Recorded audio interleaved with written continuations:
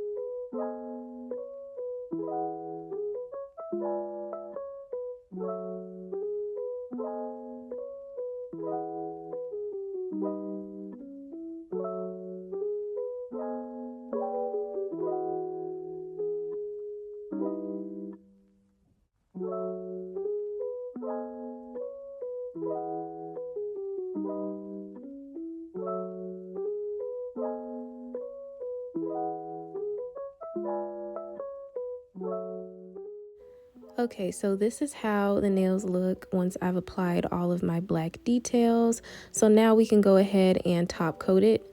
I'm going to be using this Betty Cora No Wipe top coat.